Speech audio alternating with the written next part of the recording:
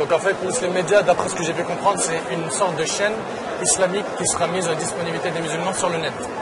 C'est un très très bon projet, sachant que les gens aujourd'hui sont plus accrochés par la vidéo que par l'audio. Nous on a fait l'essai, on n'avait que du MP3 sur notre site. Alhamdulillah, les gens ils ont écouté, on a vu même les téléchargements, ils ont bien bougé, mais la vidéo ça parle plus, ça communique plus. Les gens quand ils sont à la maison par exemple, ils peuvent mettre ça sur un DVX ou un DVD et le visionner en famille, c'est agréable. Et de cette manière, donc, au lieu de perdre leur temps devant un feuilleton ou devant quelque chose d'inutile, ils peuvent au moins étudier la religion et apprendre la religion. Donc c'est un très très bon concept qui est masha'Allah la quwwata illa billah et qu'Allah Azza wa Jalla vous facilite. Moi je pense que c'est un projet qui va répondre à beaucoup d'attentes des musulmans. Personnellement je me sens concernée parce que ça fait un moment que je me pose la question. Je salue déjà votre projet et je trouve que c'est très bien, comme j'ai dit auparavant, la place des médias dans notre vie. Je crois que ça va être un outil positif pour véhiculer, je l'espère, une image très positive sur l'islam. Je pense que c'est un projet qui est intéressant si les conditions sont remplies. Et les conditions qui doivent être remplies, c'est la religion. Nous, on est la religion de vérité. Et la vérité, bien plus que le soleil, elle n'a pas besoin de preuves pour montrer qu'elle est véridique. Donc une émission dans laquelle l'islam pourrait montrer vraiment aux gens la beauté de cette religion, la justice de cette religion, et aux musulmans aussi de faire un rappel sur le but pour lequel ils ont été créés, ainsi que des émissions avec des savants et ça. Et je pense que c'est une chose qui aurait dû être faite depuis longtemps. Donc si les conditions sont remplies, forcément c'est une bonne chose. Ainsi, dans le web, une télévision islamique, c'est très très très bien parce que ça nous permet de marcher avec notre époque.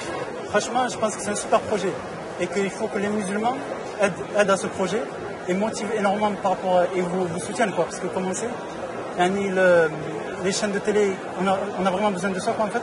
Afin déjà, ça va être une union chez les musulmans qui parlent la langue française en fait. Il va y avoir une grande union et il va y avoir beaucoup de fruits à travers ça. Ça va être un début et il y a beaucoup de choses qui vont se développer à travers ça. Et oui, je pense que ça répond à des attentes. On en a réellement besoin dans la communauté musulmane.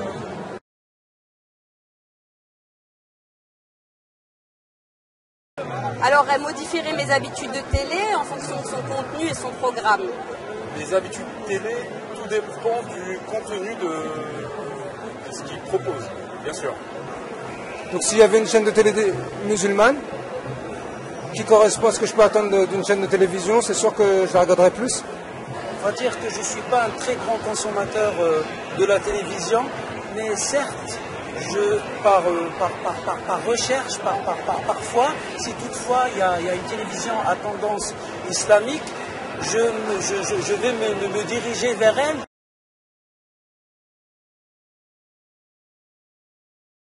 Alhamdoulilah, j'ai pas de difficulté. C'est pas parce que je connais les références et tout, où aller, s'il faut opposer le ilm et tout. Mais s'il y a une chaîne de télé qui va proposer du ilm fiable, ça c'est très très important. Comme ça les gens directement puissent d'une source authentique et sûre. Pour nous les francophones, je trouve qu'il y a très peu de sites qui nous permettent d'avoir des réponses à nos questions.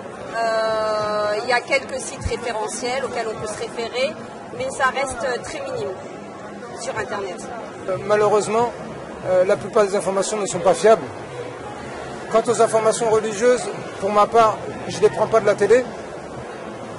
Mais si je peux me passer d'un autre contexte, moi par exemple je comprends l'arabe, donc je peux m'orienter sur certaines chaînes. Je pense que l'avantage, ou le problème plutôt pour les francophones qui n'ont pas l'arabe, c'est que eux, en termes d'information, ils ne vont pas en avoir carrément. L'information religieuse, ils ne vont pas avoir accès à cela. Il y a beaucoup de forums et le savoir, on ne peut pas le tirer des forums parce qu'on ne sait pas qui est-ce qui a mis l'information. Donc je suis obligé de vérifier aussi en langue arabe chaque source. Voilà. Les gens, ils ont une soif d'apprendre, on le voit par email, on le voit dans la mosquée, ils posent beaucoup de questions. Ça montre déjà que, alhamdoulilah, ils aiment la religion et qu'ils reviennent. Mais il n'y a pas assez d'offres. La demande, elle est importante, mais l'offre, elle est quasi inexistante. Car justement, ils sont nombreux à demander en fait le talab al-ilm, la demande de science, mais ils ne la trouvent pas, hélas. Et comme on l'a vu lors du Hajj dernier en fait, sur la chaîne Iqra, il y a eu une émission qui a été réalisée en langue française. Il y avait énormément d'appels des pays francophones en fait.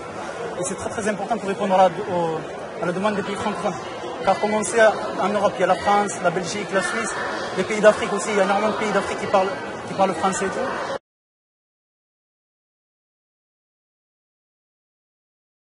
Mes attentes personnelles, c'est que cette chaîne ne parle qu'en français.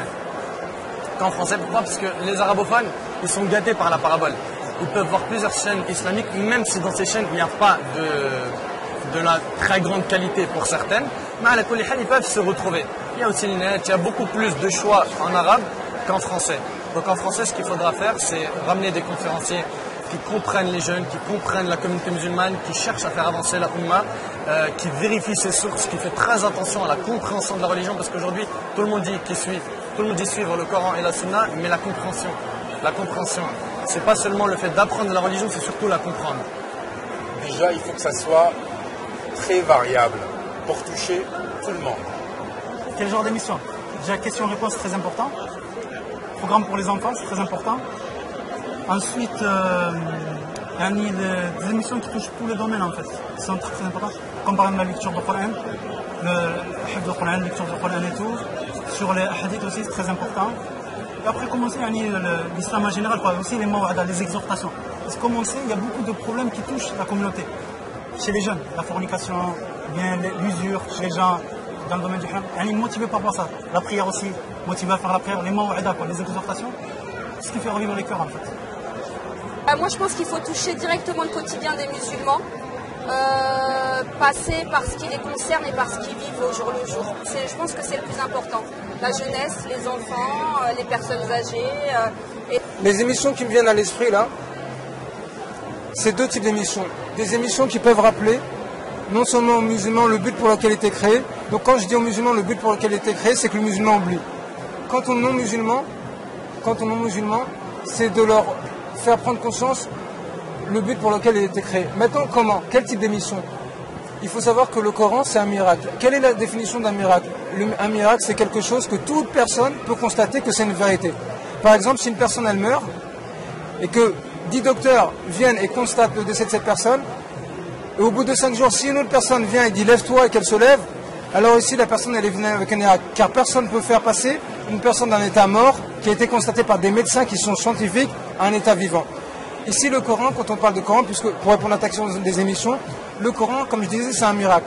Pour que ce soit un miracle, comme c'est la chose sur laquelle les créatures vont être jugées jusqu'au jugement dernier, il faut que les preuves qui montrent que c'est un miracle soient toujours valables. Quels sont ces types de preuves? Les types de preuves qui sont mentionnés dans le Coran, c'est des preuves scientifiques. Ce n'est pas un livre scientifique, mais les preuves scientifiques qui montrent qu'il est véridique, elles sont présentes. Quand tu me parlais tout à l'heure de médias, aujourd'hui, malheureusement dans les médias, on ne montre pas la beauté de cette religion et on ne montre pas la vérité de cette religion. Bien au contraire, des émissions qui pourraient montrer la vérité de cette religion seraient forcément bienvenues. Je donne juste un exemple. Dieu dit dans le Coran, certes, ceux qui ont mécru un Messie, bientôt je le ferai rentrer en enfer. À chaque fois que leurs peaux brûleront en enfer, je leur donnerai une nouvelle peau. Ensuite, Dieu il a donné la raison. Il a dit, certes, Dieu lui a donné la raison, il a dit quoi? Pour qu'il continue à goûter à la douleur. Et Dieu il a fini par deux de ses attributs. Et il a dit, Dieu il est quoi? Et Dieu est puissant et sage. Juste rapidement pour le verset, les scientifiques ont découvert que le vecteur, ce qui fait que tu as de la douleur, c'est la peau. La peau transmet la douleur par l'intermédiaire des nerfs. Si tu brûles mon doigt ici, complètement, alors tous les nerfs vont te brûler, tu peux venir avec un marteau et taper pendant des heures. Et je ne sentirai rien. Cette chose qui a été découverte il y a quelques décennies simplement, dans notre époque, ne pouvait pas être découverte il y a 1430 ans. Pourquoi? Parce que la technologie n'était pas présente. Cette chose qui a été découverte, toute personne qui l'entend et qui est sincère doit se poser des questions. Quelles questions? Et chercher une réponse. Elle doit se dire que comme ce fait est inaccessible aux êtres humains, ça veut dire que celui qui est informé de ce fait, c'est l'omniscient. Et c'est une révélation. Ça veut dire que c'est une preuve que c'est la vérité. Ça, c'était juste un exemple. C'est ce type de mission qui doivent passer sur ces chaînes. Car contrairement, même si vous voyez comme ça, quand tu parlais des télés, moi par exemple j'ai la barbe, et beaucoup de gens quand ils voient une image avec la barbe, peut-être que s'ils ne m'avaient pas entendu parler, auraient une certaine image de moi. Alors que là, quand ils m'entendent parler, ils peuvent se dire cette personne maîtrise un tant soit peu la langue française, et quand il parle, il n'a pas d'accent, et je ne pensais pas ce genre d'image des barbus. Autre chose, nous on dit quoi? On dit justement ce que vous ne pensiez pas sur les barbus, nous on laisse ça. Justement sur l'islam, on veut juste, contrairement à ce que pensent beaucoup de gens, on veut le bien des gens. Le bien qu'on veut des gens, c'est qu'ils rentrent au paradis, qu'ils n'aient pas en enfer. Et on a des preuves pour ça. Donc ce type d'émission serait les bienvenus. Alors un dernier mot, à très bientôt sur www.muslimmedia.tv.